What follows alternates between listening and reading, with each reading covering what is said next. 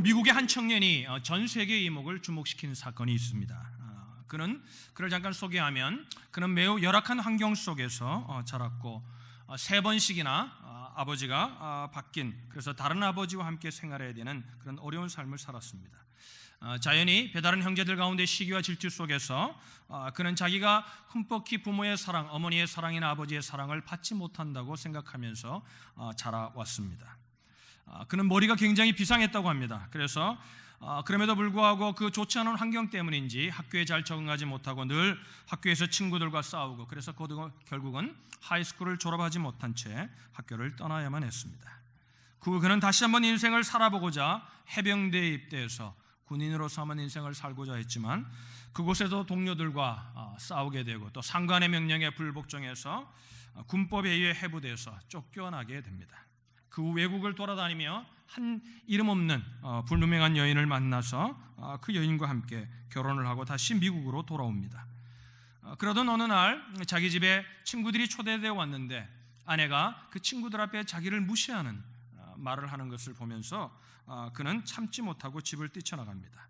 그리고 그는 이렇게 생각합니다. 세상에 나를 이해하는 사람은 한 사람도 없고 결국 나는 세상을 향하여 복수하고 내 인생을 마쳐야 되겠다 생각합니다. 그리고 1963년 11월 22일 그는 자기 창고 속에 감추어두었던 소총 한 자루를 꺼내어서 자기가 그 전에 취직해서 일했던 그 다운타운에 있는 서적보관소 창고에 올라가 마침 그곳을 지나가던 당시 미국의 대통령을 향해서 방아쇠를 당겼습니다. 그가 우리가 잘 알고 있는 리하비 오스월드라는 인물입니다. 물론 케네디의 암살에 대해서 많은 다른 이설들이 있지만 그러나 가장 정설은 이 사람이 죽인 걸로, 암살한 걸로 사람들이 알고 있습니다. 여러분, 본문 37장에도 이 사람과 아주 흡사한, 똑같지는 않지만 아주 흡사한 열악한 환경 속에서 살았던 한 인물에 대한 이야기를 성경은 우리에게 하고 있습니다. 이 사람도 배다른 형제들의 시기 속에서 자랐고 그 시기와 질투 속에서 그는 판례가 종이 되기도 하고 그 종이 되어서 성실히 살았음에도 불구하고 누명을 쓰고 감옥에 갇히기도 합니다. 이 리압이라는 청년처럼 여기저기 떠돌아다니는 인생을 살죠. 그런데 그 청년과 전혀 다른 인생의 결말을 가져온다는 것입니다. 비슷한 환경 속에서 두 사람이 살았음에도 불구하고 전혀 다른 결과를 가져왔다는 것입니다. 한 사람은 그 사회의 최고 지도자를 암살하는 암살자가 되었고 한 사람은 그 사회에 큰 축복을 가져오고 그 당시에 가장 강대국이었던 애굽을 축복하고 전 세계를 축복하는 인물, 결국은 민족을 구하는 하나님의 어퍼 스토리를 이룰 수 있는 인물로 사용되어지는 인물이 바로 성경에 기록되어 있습니다. 두 사람의 차이가 뭘까요, 여러분? 무엇이 다를까요? 환경의 차이는 아니라고 우리는 말할 수 있습니다. 무엇이 달랐을까요? 두 사람 다 열악한 환경이었습니다. 무엇이 달랐을까요? 여러 가지로 우리가 그 두 사람의 인생을 비교하고 결론 지을 수 있지만 저는 이렇게 두 사람의 다름이 여기에 있다고 생각합니다. 그것이 뭐냐면 믿음의 차이였습니다. 자기 인생을 바라보는 믿음의 차이였다는 거죠. 한 사람은 그 어퍼 스토리를 통해 하나님의 이야기 속에 자기 인생을 해석하였고 그래서 그 인생이 내 스토리, 마이 스토리로 끝나는 인생이 아니라 아우어 스토리, 자기의 민족을 통해 이루시고자 하는 하나님의 역사하심을 이룰 수 있는 인물이 되었다는 것입니다. 믿음의 차이였다는 것입니다. 본문 37장에 보면 요셉의 어린 시절이 기록되어 있습니다. 여러분, 성경을 잘 보시면 요셉이 태어날 때 이후에 스킵하고 난 후에 요셉의 인생이 가장 디테일하게 그려지기 시작하는 나이가 17살이라는 나이부터 요셉에 대해서 자세하게 성경이 말하고 있습니다. 그 어린 시절을 통해서 우리가 오늘 살피려고 하는 것은 이 요셉의 사람 됨됨이가 어떠했는지를 좀 살피려고 합니다. 여러분, 하나님은 우리를 사랑하십니다. 하나님은 우리를 통해서 하나님이 일하기를 원하십니다. 믿으시면 아멘. 그러나 하나님은 우리를 강제로 하지 않으신다는 것입니다. 우리가 주님을 향하여 가져야 될 태도와 삶의 모습이 필요하다는 것입니다. 오늘 요셉의 삶을 통해서 그 요셉의 삶의 모습이 어떠했는가 오늘 성경을 통해서 우리가 살피려고 합니다. 저는 한 절이나 한 단어를 통해 요셉을 평가하는 것이 아니라 요셉의 전체적인 문맥 속에서 성경이 말하고자 있는가 무엇인가, 요셉의 인간 됨됨이가 어떠함을 성경은 말하고 있는가를 저는 유심히 보았습니다.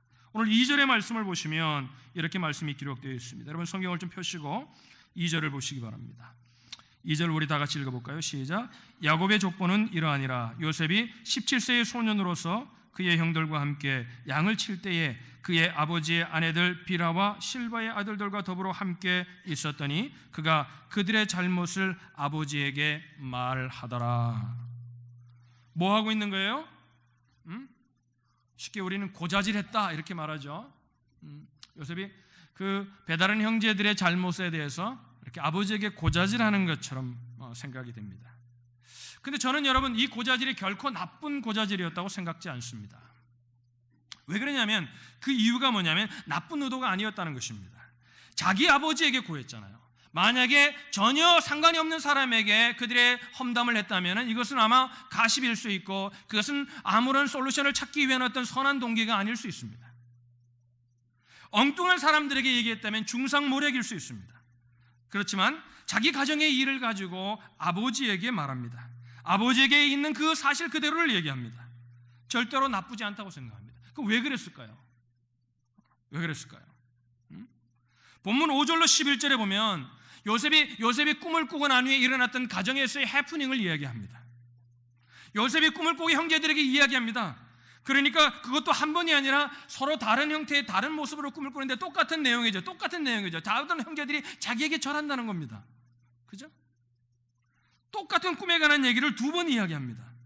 형들이 그걸 듣고 뭐예요? 8절에 보면 그의 형들이 그에게 이르되 네가 참으로 우리의 왕이 되겠느냐, 참으로 우리를 다스리게 되겠냐고 그의 꿈과 그의 말로 말미암아 그를 더욱 미워했다. 그러니까 첫 번째 꿈을 얘기했는데 미워합니다. 그런데 두 번째 꿈을 또 얘기합니다. 똑같은 내용을 또 얘기합니다. 왜 그럴까요? 요셉의 퍼스널리티가 어떻기 때문에 이렇게 자꾸 어떻게 보면 좀 바보 같은 짓을 하는 거예요. 이 얘기하면 분명히 사람들이 미워할 것을 알면도 불구하고 또 얘기합니다. 왜 그랬을까요? 오늘 저는 본문 속에서 요셉의 모습을, 요셉의 어떤 성품을 보여주면서 성경이 우리에게 보여주고 싶은 건 어떻게 보면 좀 어리석한 것 같지만 요셉이 굉장히 순수한 사람이었음을 성경은 우리에게 말하고 싶어 하는 것 같은 느낌을 받습니다. 이 얘기하면 분명히 미워할 걸 압니다. 그럼에도 불구하고 그는 또 얘기합니다. 이런 사람을 한국말로는 순진하다, 영어로는 나이브하다 이렇게 말합니다. 그죠? 그 나이브하다는 말이 나쁜 경우로 쓰여지기도 하지만 이 본문 속에서 나이브하다는 의미에는 굉장히 순수함, 순진함을 가졌다는 겁니다. 이 사람이 누구의 아들입니까? 요셉이. 요셉의 아버지 누구죠? 야곱입니다. 야곱은 어떤 사람입니까? 야곱은 아주 잔꾀가 많은 사람입니다. 자기의 목적을 위해서 수단과 방법을 가리지 않는 사람입니다. 그런데 여러분, 요셉은 전혀 그런 아버지 밑에서 자랐음에도 불구하고 전혀 다른 모습의 아들입니다. 잔꾀를 부리지 않습니다. 야곱 같으면 어떻게 했을까요? 꿈을 꾸면 아마 잘 마음에 간직하고 있죠. 그런 생각하면서 이제 이 꿈을 이룰 방법과 계획과 자기 수단을 생각했을 겁니다. 그런데 여러분 보세요. 요셉은 순수하게 그 꿈을 한번 얘기했던 미워함에도 불구하고 또 이야기합니다. 순수했다는 겁니다. 다 아들들이 아버지를 닮잖아요. 그러지 않는 경우도 있는 것 같아요. 이 요셉이 그런 경우입니다. 저는 하나님이 요셉을 쓰신 그 어포스토리를 이루는 인물로 하나님께서 그 요셉이라는 생애를 쓰신 이유가 어디에 있다고 생각하냐면 저는 이 순수함 속에 있다고 저는 생각을 합니다. 예수님이 이런 말씀을 했잖아요. 하나님의 나라에 관한 이야기를 설교하시면서 제자들을 모아놓고 어린아이 하나를 세워놓고 마지막 결론으로 이렇게 말씀하십니다. 너희가 돌이켜 이 어린아이와 같지 않으면, 너희는 이 어린아이가 바보라고 생각하는데 이 어린아이와 같지 않으면 너희는 결코 하나님 나라를 유업으로 받을 수 없다. 무엇을 말씀하고자 하신 거예요? 순수함입니다. 순전함입니다. 저는 그 기독교 역사에 위대한 족적을 남겼던 인물들에 관한 전기를 좋아합니다. 그래서 그 사람들의 책을 읽다 보면 느끼는 공통점이 있습니다. 다 살아온 환경과 지식의 수준도 다르고 경험도 다르고 다 해온 일도 다 다른데 그들의 하나의 공통점은 뭐냐면 순수하다는 겁니다. 순수하다는 겁니다. 순진하다는 겁니다. 순전하다는 겁니다. 제가 길지 않은 생애를 살았는데요. 개인적으로 저에게 주신 축복 가운데 큰 축복 가운데 하나가 뭐냐면 큰 영적인 거인들을 만날 수 있는 기회가, 만나서 같이 교제할 수 있는 기회가 있었다는 겁니다. 근데 그분들을 만나보면, 그분들을 보면요, 뭐 들리는 소문들만 여러 가지 말들이 들잖아요. 그런데 그분들을 직접 만나서 얘기해보면요, 아주 어린아이 같이 순수한 사람들이라는 겁니다. 어떨 때 제가 볼 때는요, 어떻게 저런 일을 할 수 있을까 싶을 정도로 너무 어리석어 보일 정도로 순수하다는 겁니다. 이번에도 선교대의 메인 스피커로 이동원 목사님이 오셨습니다. 이동원 목사님 여러 번 제가 같이 식사하고 우리 젊은이들 모임할 때도 한 열대 모여서 같이 몇 박 며칠 교제도 하고 아주 그런 시간들이 여러 번 있었습니다. 느낄 게 뭐냐면, 이 목사님 만날 때마다 느끼는 게 뭐냐면 어린아이 같다는 거예요. 말씀하시는 게, 생각하시는 것이 순수하다는 겁니다. 어쩜 저렇게 단순할까? 저런 분이 어떻게 그럴까? 그런데 여러분, 옆에 분 한번 보세요. 옆에 분은 어떠세요? 어떤 분은 쳐다보기만 해도 복잡해지는 분이 있어요. 그렇죠? 그러니까 저는 이런 생각해요. 하나님도 그분을 보면 복잡할 것 같아요.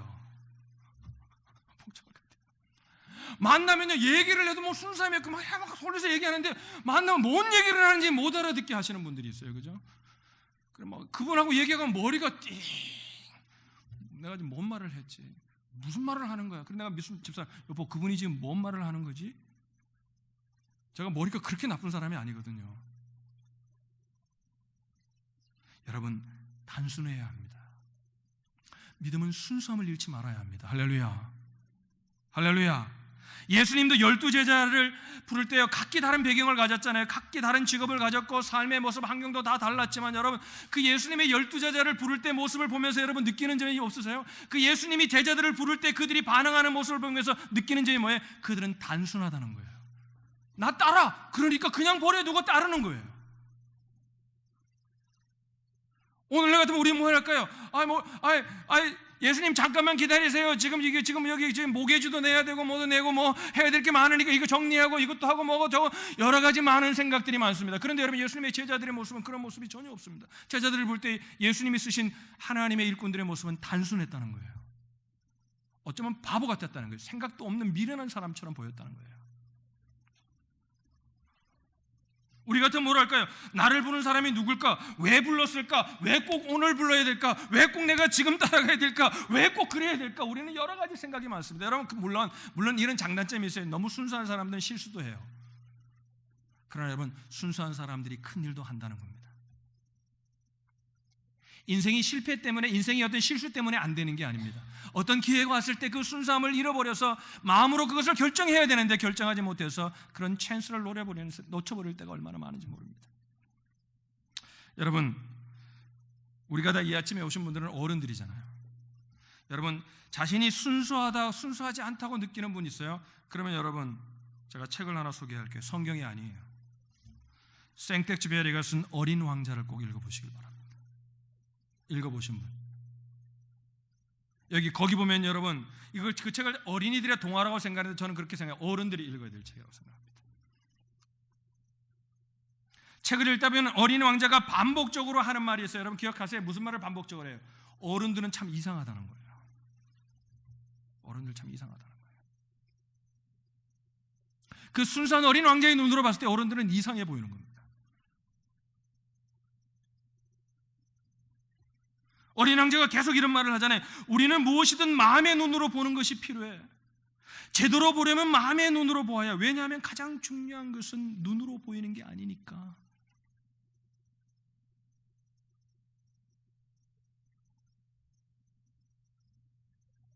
어떻게 보면 요셉을 보면 매우 지나치게 단순해서 형들의 시기와 질투를 불러일으키는 것 같이, 어떻게 보면 너무 바보 같은, 어떻게 보면 왜 이렇게 저 바보 같을까? 그럴 정도로 요셉은 순수한 사람이었습니다. 그런 사람을 만나면 여러분은 어떤 마음이 들어요? 믿을만해 하잖아요. 그죠? 여러분, 부부관계가 이렇게 멀어지는 분이 있어요. 왜 멀어지는 줄 알아요? 순수함을 잃어버리면 부부가 같이 살아도 멀어집니다. 사람의 관계 속에도요, 순수함이 필요합니다. 할렐루야. 하나님의 관계는 어떨까요? 하나님은 퓨어하신 분입니다. 그것을 거룩하다고 말합니다. 그분과의 관계가 가까워지길 원하세요? 순수해야 합니다. 할렐루야. 순전함을 잃지 말아야 합니다. 12절을 보시면, 우리가 성경을 좀 펴신 분들 보시기 바랍니다. 12절을 보시면 첫 번째, 그는 아주 순전한 순수한 사람이었고요. 12절을 보시면 그의 형들이 세겜에 가서 아버지의 양떼를 칠 때 그 세겜에 가서 그 형제들이 양떼를 치는 일이 나옵니다. 이 37장 본문이 기록되었을 때 야곱의 가족들이 살았던 곳은 헤브론이라는 곳입니다. 헤브론은 팔레스타인 땅 남쪽에 있는 도시입니다. 그런데 세겜은 어디냐면 북쪽에 있는 도시입니다. 무려 헤브론에서 한 50마일 정도가 떨어져 있는 도시입니다. 우리가 여기서 생각하면 로체스터에서 한 버펄로나 시라큐스 정도 거리가 되지 않을까, 조금 멀 수도 있지만 그 정도 거리가 되지 않을까 생각합니다. 여러분, 차 타고 가면 아무것도 거리가 아니죠. 이번에도 비행기표를 좀 싼 걸 구하다니까 버펄로로 오는 걸 구해가지고 제가 버펄로에서 와서 토요일날 밤새 와가지고 아침에 10시에 도착해서 타고 왔는데 금방 한 1시간 한 10분 15분이면 오더라고요. 요즘은 차로 다니니까 그 거리가 그렇게 먼 거리가 아닐 수 있지만 그 당시에 요셉 때에는 17세의 소년이 걸어가기에는 가깝지 않은 거리입니다. 저희 집이 블럭이 몇 블럭 되지 않습니다. 교회에서, 그죠? 아마. 그런데 걸어서 오면, 차로 오면은 한 8분 정도면 올 수 있는 거리인데, 조금 늦어지면 신호가 마치면 10분이면 오는 거리인데 걸어서 오면 한 1시간 정도가 걸립니다. 그러니까 50마일이었으니까 아마 굉장한 거리였을 것입니다. 근데 그때 이제 형들이 세겜에 가서 양을 치고 있습니다. 그때 13절에 이렇게 말합니다. 이스라엘이 요셉에게 이르되, 이스라엘은 야곱을 말하는 거죠. 요셉에게 이르되 내 형들이 세겜에서 양을 치지 아니하느냐, 너를 그들에게로 보내리라. 요셉이 아버지에게 대답하되 내가 그리하겠나이다. 17세밖에 안 된 소년이 50마일이라는 거리를 혼자서 걸어간다는 것은 쉽지 않습니다. 맹수를 만날 수도 있고 어떤 일을 만날 수도 모릅니다. 그런데 그 떨어진 곳으로 아버지가 심부름을 보냅니다. 그런데 요셉의 반응이 어때요? 내가 그리하겠습니다. 아무 말이 없습니다.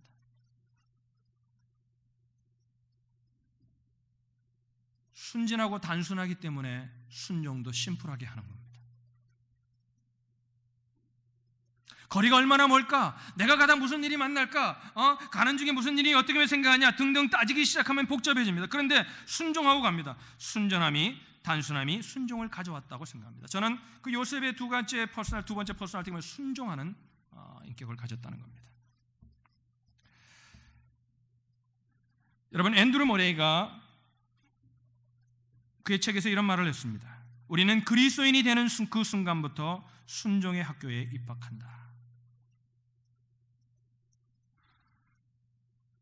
하나님의 사람들이 배워야 될 삶의 모습 가운데 중요한 모습이 뭐냐면 순수함과 순종함을 잃지 않는 것입니다.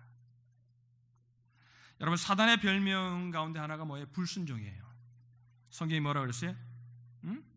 불순종의 아들들 가운데 역사하는 영이 사단이라 그랬잖아요. 불순종이에요. 그래서 하나님은 순종하는 사람을 쓰셔요. 성경을 보세요. 하나님은 능력이 많은 사람을 쓰신 게 아니라 순수하고 하나님께 순종하는 사람들을 쓰셨다는 겁니다. 그래서 아마 하나님께서는 아버지에게 순종하는 이 요셉의 모습을 보면서 그는 이런 생각, 하나님께서는 아마 분명히 그 요셉이 가지고 있는 순종의 퀄리티를 보셨던 것 같습니다. 누가복음 2장 51절에도 성경이 순종을 얼마나 강조하냐면 예수님이 어릴 때 성장해가는 그 과정을 표현하면서 성경이 이렇게 말합니다. 예수께서 함께 내려가사 나사렛에 이르러 순종하여 받으시더라. 그 아버지와 어머니를 순종하여 받으시더라. 나사렛 땅에서 자라가는 예수님의 모습, 왜 예수님의 모습을 순종하여 받들다고 표현했을까요? 우리가 가져야 될, 예수님이 그렇게 순종했다면 너희들이 가져야 될 삶의 모습이 순종이 너무나 당연한 모습이 아니겠냐는 걸 말하고 싶은 거라고 저는 생각을 합니다.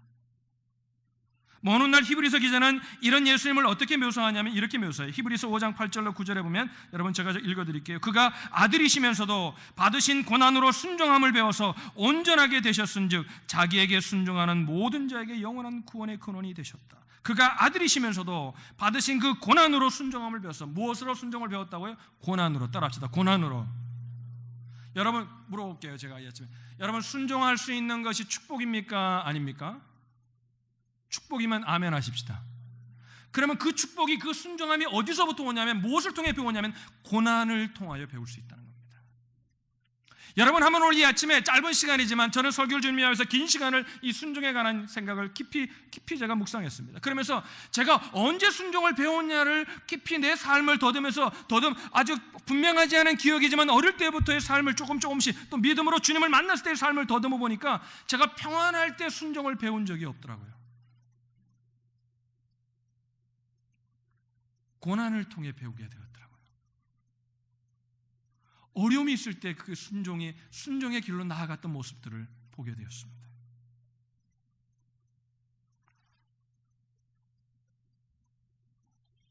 여러분, 그러면 뭐예요? 고난은 순종이 축복이라면 고난은 감추어진 축복입니다. 할렐루야. 할렐루야.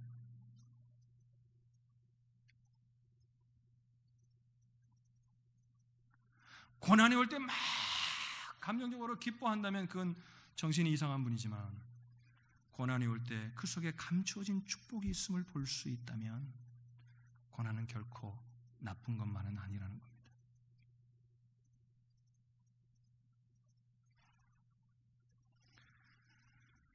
고난이 올 때요, 우리는 진지해집니다. 고난이 올 때요, 내가 하나님이 기대하시는 궤도에서 벗어났는가 내 자신을 돌아보기 시작합니다. 요셉은 바로 이런 순종을 무엇을 통해 배웠습니까? 요셉처럼 고난받은 사람이 없잖아요. 고난을 통해 배웠다는 겁니다. 그리고 자랄 때도 보니까요, 저희 자랄 때도 그랬지만 이렇게 좀 이렇게 고난이 축복이라는 걸 뭐 이게 다 맞는 얘기는 아니지만 제가 느낀 걸 얘기합니다.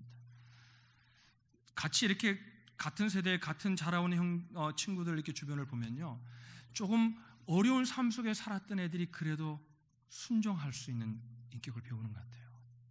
막 요즘 애들도 보면요, 너무 부유하게 너무 부족함이 없이 자란 애들은요, 죄송합니다, 좀 버르장머리가 없어요. 그러니까 하나님 앞에서도 너무 모든 게 잘 되는 사람은요, 대부분이 버르장머리가 없습니다. 하나님께. 이 지금 고난이 있는 사람들이 하나님 앞에 진지하고요, 하나님을 향해서도 겸손한 마음을 잃지 않는 것 같아요. 여러분, 고난이 축복입니다. 할렐루야. 할렐루야. 고난을 오라 환영하라는 얘기가 아니라 고난이 올 때 축복으로 여기라는 거예요. 관계에 어려움이 있습니까? 삶에 어려움이 있습니까? 건강에 어려움이 있습니까? 여러분, 그것이 순종을 배울 수 있는 어마어마한 축복의 기회라는 것입니다.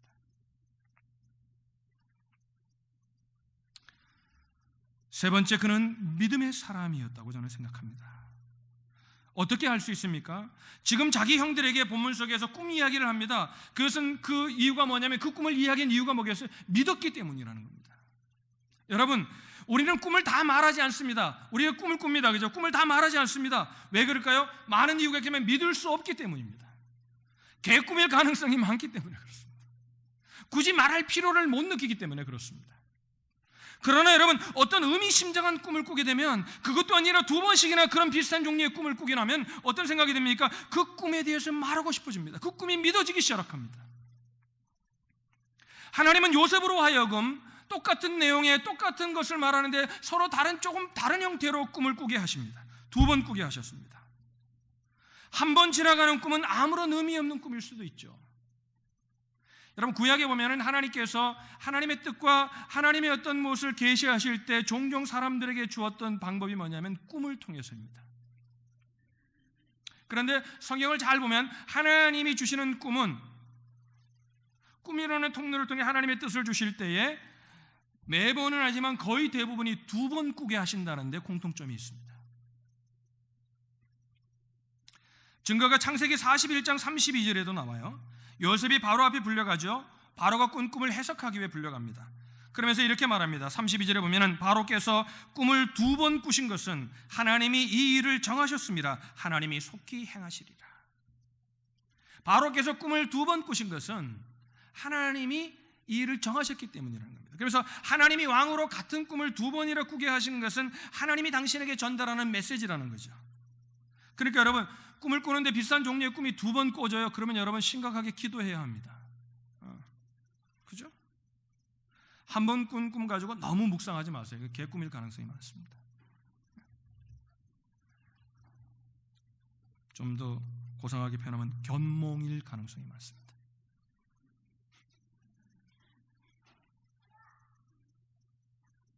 그러나 두 번 꾸게 하면 하나님의 메시지가 뭔가 있을지 몰라요.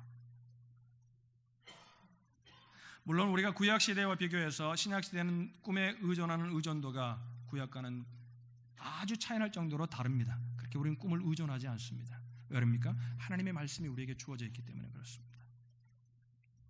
그러나 하나님이 만약에 또 비슷한 형태의 꿈을 두 번이나 꾸게 하신다면 뭔가 하나님 메시지가 있는가 하고 우리 하나님께 여쭈어보고 성경 속에서 그 꿈을 해석하고 하나님의 뜻을 찾도록 노력할 필요가 있다는 겁니다.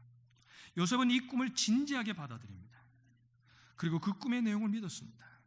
우리가 지금 더 스토리를 공부하는데 그 요셉의 꿈이 우리에게 말하고 싶은 것은 뭐냐면 그 어퍼 스토리가 요셉에게 마이 스토리로 나의 비전으로 삼아졌고 그 비전을 통해서 그가 그 고난 가운데도 이루어가는 하나님의 역사하심을 우리에게 보여주고 있는 겁니다.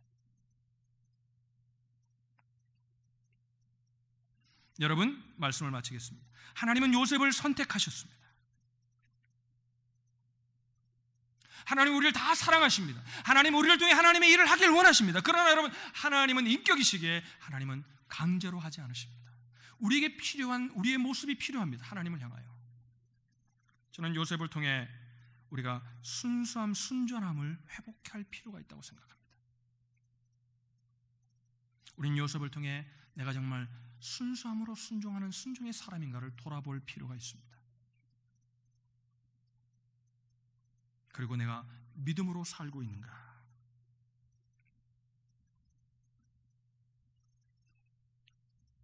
중요한 것은 뭐냐면 그 하나님이 주신 그 어퍼 스토리를 이루기 위해 우리가 걸어가야 될 길이 고난의 길이라는 것도 우리는 각오해야 한다는 것입니다. 하나님이 주신 비전, 꿈을 이루기 위해 요셉은 고난의 길을 걸어가야 했습니다. 나의 이야기가, 여러분의 삶의 이야기가 고난 그 자체로 보면은 고난으로, 이것이 왜 요셉처럼 내가 꿈 이야기인 것밖에 없고 내가 하나님의 꿈을 붙든 것밖에 없는데 내가 왜 형들의 미움을 받아서 종으로 팔려가야 되고 내가 종이 되어서도 그렇게 성실하게 살았는데 왜 내가 죄진 자는 감옥에 가지 않고 내가 누명을 씌워 또 감옥에 가야 되는가? 여러분, 그것이 내 이야기로만 해석된다면, 내 생각 속에서만 해석된다면 우리는 답이 없을 수 있습니다. 근데 성경은 이렇게 말합니다. 로마서에 하나님을 사랑하는 자, 곧 그 뜻대로 부르심을 입은 자들에게는 모든 것이 합력하여 선을 이룬다고 말합니다. 그 이야기는 모든 것이 합력하여 선을 이룬다는 건 내가 그냥 살아가다 보면 다 선이 된다고 성경이 말하고 있는 것이 아니라 하나님을 사랑하는 자, 곧 그 뜻대로 부르심을 입은 자, 하나님의 어퍼 스토리가 내 삶의 스토리가 되기를 원해서 내 꿈이 그 하나님과 연결되어질 때 그것은 뭐예요? 내 이야기로 끝나지 않고 그 삶은 우리의 이야기로 끝날 수 있음을 성경은 우리에게 말하고 싶은 것입니다. 인생에서 제일 불쌍한 사람이 어떤 사람일까요? 가난하게 사는 사람일까요? 병들어 사는 사람일까요? 저는 그렇다고 생각하지 않습니다. 그러면 인생에서 제일 행복한 사람은 어떤 사람일까요? 모든 것들을 다 할 수 있고 모든 것들을 가진 것들을 다 가질 수 있고 자기가 원하는 것을 다 가질 수 있는 사람이 행복한 인생일까요? 그렇지 않다고 성경은 말합니다. 제일 행복한 사람은 내 이야기가 하나님의 이야기와 연결되어 있는 사람입니다. 그런 사람은 애굽의 총리가 되어서도 죽음의 순간 속에서도 그 스토리 속에서 삶을 살아갑니다. 히브리서 11장 22절에 성경은 이렇게 요셉의 마지막 삶을 이야기합니다. 믿음으로 요셉은 임종시에 이스라엘 자손들이 떠날 것을 말하고 또 자기 뼈를 위하여 명하였다. 임종의 순간은 모든 사람들이 꿈을 접는 순간이라고 말합니다. 임종의 순간은 인생이 끝나는 시간입니다.